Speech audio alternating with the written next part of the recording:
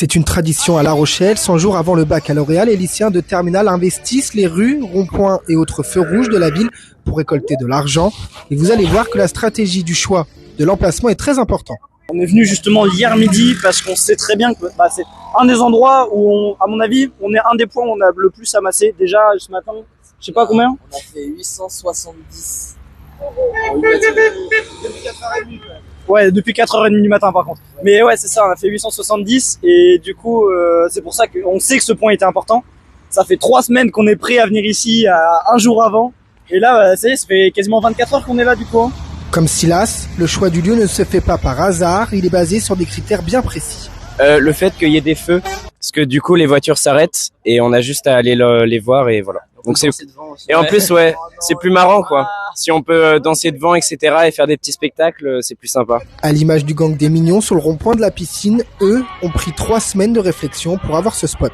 Il y a des préparations et c'est pas prendre à la légère. Les autres aussi de venir c'est pas top. Après il y a des trahisons là-bas, ils ont trahi. Et en général, il faut un peu éviter de dire là où on va parce que ça peut justement être source de conflit. Pour les retardataires et les autres, les places sont chères et malgré une arrivée de bonne heure ce matin, ils ne prennent que ce qui reste. Par rapport aux gens, si on se faisait dégager ou pas, parce qu'on a essayé 3-4 spots avant, on s'est fait dégager et là on est arrivé, il y avait 2 personnes qui ont essayé de nous dégager mais on a dit non. On reste là, vous n'allez pas occuper le rond-point tous, donc on s'est tous rejoints après. Arrivés la veille, pour la plupart, les nuits ont été courtes et parfois mouvementées. Au moment où on s'est couché, en plus, on a des potes qui sont venus en moto, qui ont fait des burns devant les tentes. Oh, c'était drôle. Et on en a un qui a dormi par terre dehors sur une couverture de survie. Ouais, c'était le bordel, mais c'est drôle. Le Persan est comme chaque année accompagné d'une traditionnelle soirée et les programmes varient en fonction des groupes. Franchement, on n'est pas trop décidés. Ça dépend, il y a des groupes qui sont vraiment bien décidés, c'est boîtes, plus grosses soirées.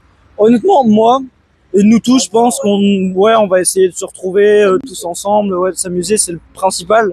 Il y a des trucs de prévus, on verra. Mais on va essayer de faire une soirée entre nous quand même, de s'amuser quoi. L'Oxford, c'est la boîte de La Rochelle pour faire la soirée en boîte. Une soirée certes, mais ces lycéens retourneront en cours dès le lendemain matin.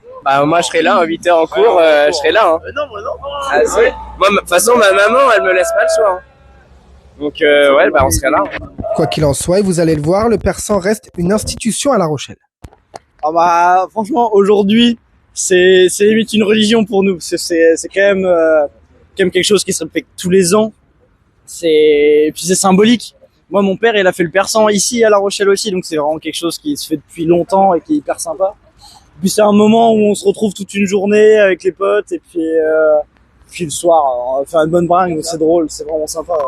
Cette année 2024 n'aura donc pas dérogé à cette fête des étudiants qui se donnent rendez-vous le 4 juin prochain pour la première épreuve du baccalauréat, la philo.